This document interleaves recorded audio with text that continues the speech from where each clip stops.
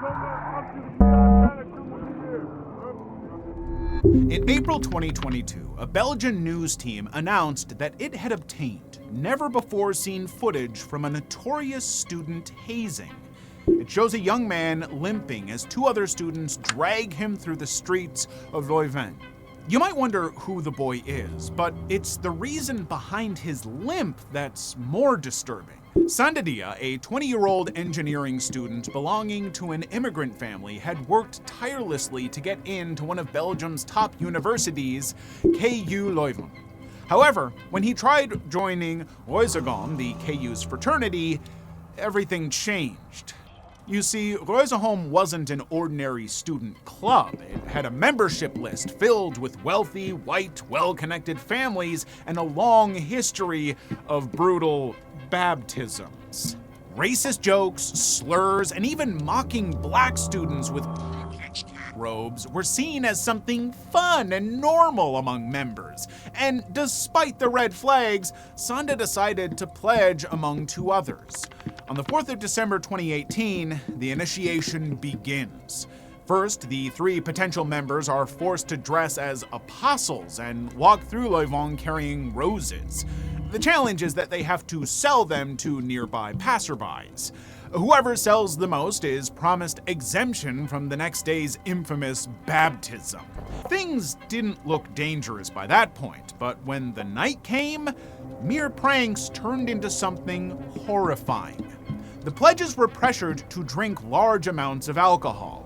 Another recorded video from 11:39 p.m. that night showed something no parent should ever have to see. As two of the pledges lied on the floor, likely passed out from intoxication, the surrounding members began urinating on them.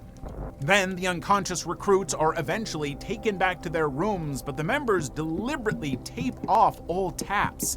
So when the pledges woke up with raging thirst and hangovers, they found the sinks and showers sealed. No way for them to rehydrate or clean last night's urine. The CCTV footage we showed earlier was from that same day, December 5th, 2018. At exactly 9:30 a.m., two frat members drag Sandra and others to their car. Another two run off to do some shopping. Receipts and CCTV later show them buying live mice, cockroaches, worms, crickets, and a list of ingredients that sound more like a dare than groceries. Shrimp paste, hot sauce, fish oil, and other items chosen explicitly because they are disgusting. Meanwhile, the car had taken the recruits to a wooded area near Voorselaar where Reuzegom used a cabin for initiations. At this very site, the already haggard, dehydrated pledges are forced to dig a hole. In one text exchange, a member reports that the newcomers are starting to shovel and Sanda is already ready for the rubbish bin, while the other two are described as still okay. Once the holes are finished, they're filled with ice-cold water. The pledges are ordered to sit inside their makeshift trenches in the already freezing December air. Members stand around them, laughing, recording, and you can hear them barking orders. At one stage, the group soaks them with buckets of cold water, yelling a countdown. "You have 10 seconds to get out." Yet, even that wasn't enough, because the next moment, the members are forced to drink strange concoctions made with many of the strange ingredients bought that morning. And the worst part is when they're made to swallow a live fish with fish oil and bite off the head of a dead mouse. The first warning signs come from a photo captured at around 7 p.m. that night. Sanda lying on the forest floor, unresponsive. And it wouldn't be until 9 p.m. when the emergency services are finally called. In the meantime, to avoid having EMTs at their place, the Reuzegom members began cleaning up the scene, physically and digitally. They start purging their phones, deleting messages, photos, and videos, and shutting down WhatsApp groups linked to the baptism. On the other side, at around 9:15 p.m., Sanda falls into a coma and undergoes cardiac arrest. Although medics on scene were able to reanimate him, the results from his medical reports reveal the true impact of those rituals. His body temperature had fallen to 27.2 degrees Celsius, well below the normal 37 degrees Celsius. His blood salt concentration was twice the lethal level, most likely due to having no water after drinking alcohol and those weird cocktails. Despite doctors' consistent efforts to save him, Sanda died 2 days later on December 7th, 2018. Once police opened an investigation into Sanda's death, they seized phones, examined backups, and pulled data wherever they could. Eventually, in May 2023, the Antwerp Court of Appeal delivered a shocking verdict. All 18 former Reuzegom members on trial were convicted of involuntary and treatment. Each defendant received 200 to 300 hours of community service. That, too, at a place of their choice with a mere €400 fine. No one served even a day in prison, and no one had anything added to their criminal records. It smelled of filth, it smelled of disease, and it smelled of death. On February 2nd, 1972, WABC aired Willowbrook, The Last Disgrace, and it completely changed how many Americans saw the country's largest institution for special needs. The 30-minute documentary featured raw, handheld footage from inside the institution. Almost 5,300 adults lie on bare mattresses or on the floor. Rooms were overfilled while the residents in them appeared lifeless. Now, the school was meant for people with disabilities, people who needed assistance, yet all those videos showed nothing but neglect. Patients covered in their own feces and urine, and those who were roaming outside were left unsupervised to do as they pleased. The site resembled a concentration camp more than a school, and when a former student, Bernard Carabello, appeared on screen, that image got worse. Bernard had been institutionalized at Willowbrook from age 3 to 21, so who better to narrate the school's condition than him? I mean, I cannot stay busy all my life because it will eat me up inside of me and tear me apart. And I think I will start to lose my friends. I have to look forward for the future. I mean, at night when I'm home by myself, this is going to sound stupid, because, just to get the hostility out of me.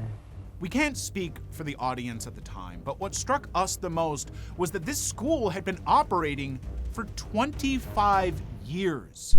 In fact, New York officials had described Willowbrook as a modern solution for families who couldn't cope at home.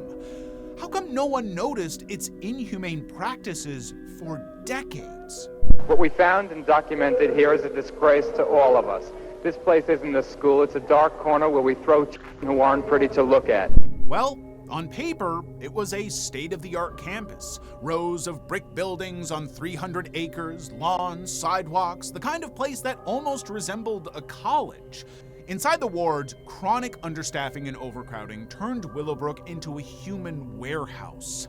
Rooms designed for fewer residents were packed with adults who often spent days sitting, rocking, or lying in the same position.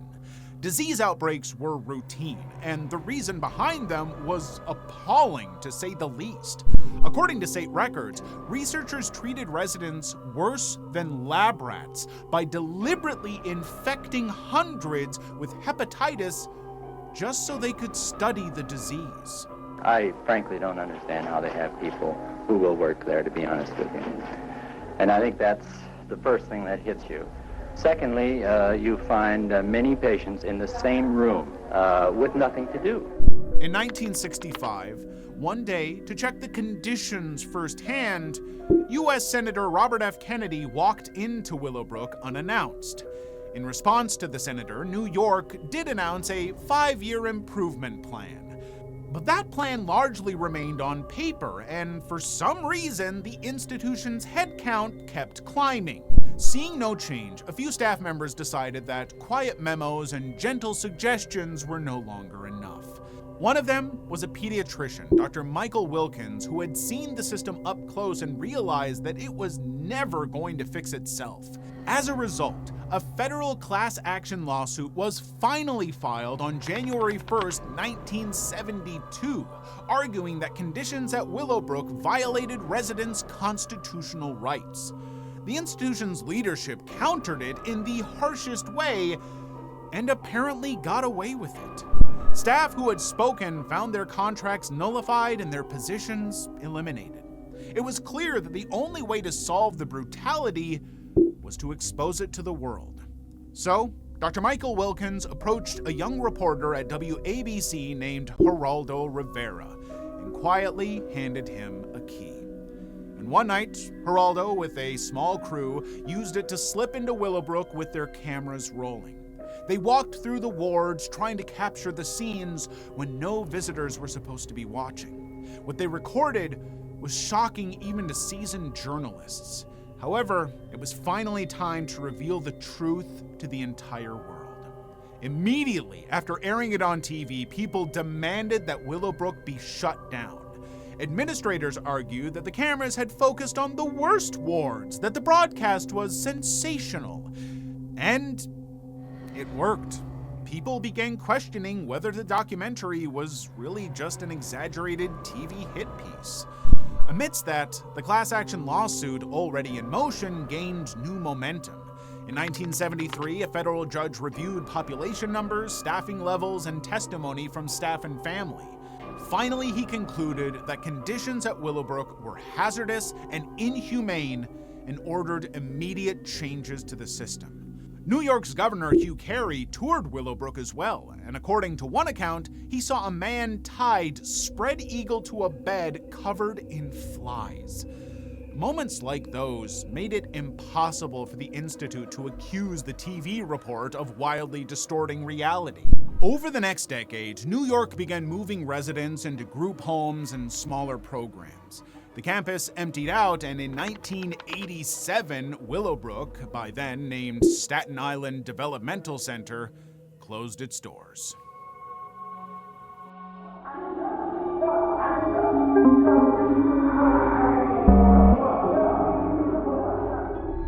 In the early 2010s, a short, grainy clip appeared on a site called LiveLeak. A bare, concrete room, harsh, fluorescent lights, 2 people on the floor, and men in uniforms standing over them, slapping and kicking. The title claimed you were looking at a North Korean interrogation room, recorded on an internal camera and somehow leaked to the outside world. According to the archive description, the clip showed 2 detainees, a woman and a man, who had crossed into China and were forcibly repatriated to North Korea.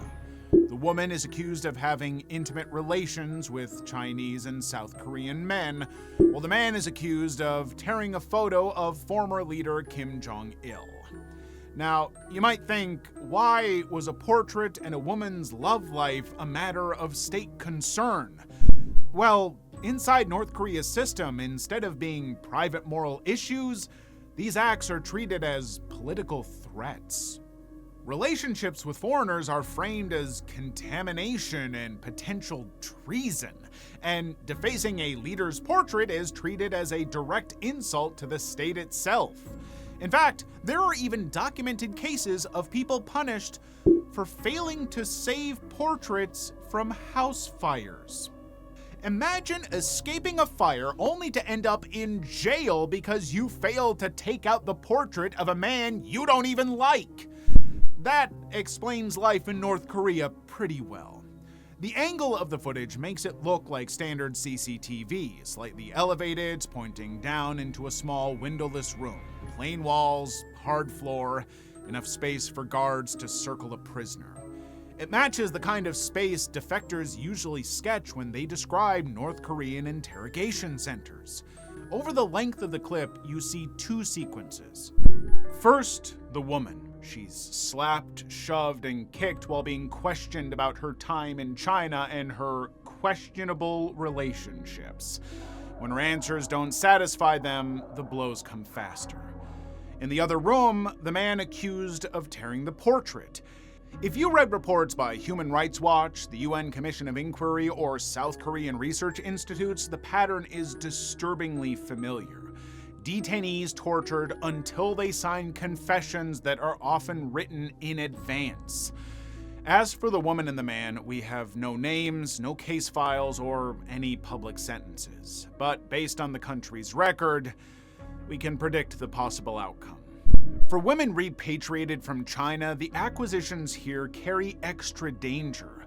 Survivor accounts describe violence by interrogators, forced gynecological exams, and forced are routine while detained. Seen through that lens, this video we saw was one visible moment inside a longer chain of abuse that didn't show. And for such confidential interrogation recording to reach the open internet, someone with inside access must have taken serious risks. Because even to view or handle the footage, they would have to copy it onto a USB stick, a major offense on its own. In the end, it's incredible how the file even managed to move through internal surveillance and out of the country's firewall undetected.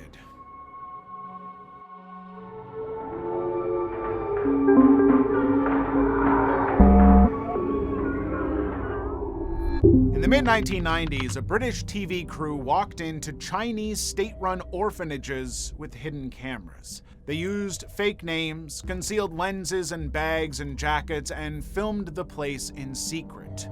The footage they brought back became The Dying Rooms, a documentary alleging that some orphanages were quietly leaving to die in back rooms. Use whatever means you must to control China's population. Just do it. With the support of the Central Committee of the Chinese Communist Party, you have nothing to fear. As the video plays, the first thing you'd notice is high wooden chairs with a hole cut in the seat so they can go to the toilet without being moved. You can't help wondering, how was this considered normal at a place where they should have taken care of them? In one sequence, a skeletal-looking girl appears on screen. The staff call her Mei Ming, a name that literally means no name. When the filming crew asks what's wrong with the girl, they're simply dismissed with the response, "She's hopeless." However, what adds to the unease is that weeks later, when the crew phoned the orphanage to inquire about the girl again, the staff played dumb, claiming no such girl even existed. Turns out, only 4 days after the scene was filmed, they were told that the girl had died. If food, care, and attention were withheld long enough, the numbers in those rooms would go down on their own. From the looks of it, maybe that's what this orphanage wanted all along. The documentary was filmed in 1994 to 1995, and it featured 9 state-funded orphanages. On paper, these institutions housed, and mainly they included girls and caught between China's one-child policy and a strong cultural preference for sons. The film moves from orphanage to orphanage, showing a spectrum. A few reasonably clean, tightly resourced institutions, and others where hygiene was poor, staff were untrained, and were left unattended for hours. One rural home reportedly took in more than 400 baby girls in a single year, yet the crew could only find a few dozen. This implicated the true horror of these institutes, as many must have quietly, whether from infection, malnutrition, or simply neglect. This documentary was an exact glimpse of the human cost of that policy. When The Dying Rooms aired, people outside the country were left speechless. The documentary went on to win a Peabody Award and a News and Documentary Emmy, and that helped draw new charities and fundraising efforts focused on Chinese orphanages, including a group linked to the filmmakers that channel donations into specific institutions. But in China, it didn't hit the mark the creators had intended. So, a year later, they came up with Part 2, Return to the Dying Rooms. This follow-up directly drew on internal medical records from the Shanghai Children's Welfare Institute linked by Dr. Zhang Shuyun and analysis from Human Rights Watch Asia. HRW's 1996 report, Death by Default, argued that high mortality and neglect in some orphanages were not isolated accidents, but part of a broader pattern. Despite surplus evidence, the Chinese government rejected the allegations, called the documentary defamatory, and backed a counterfilm, The Dying Room, a patchwork of lies. But one thing we noticed in Chinese rebuttals was that they attacked filmmakers' motives, but rarely explained actual conditions seen on screen. So for you, watching from a distance years later, the question becomes, was it really media sensationalization, or harsh truth finally exposed?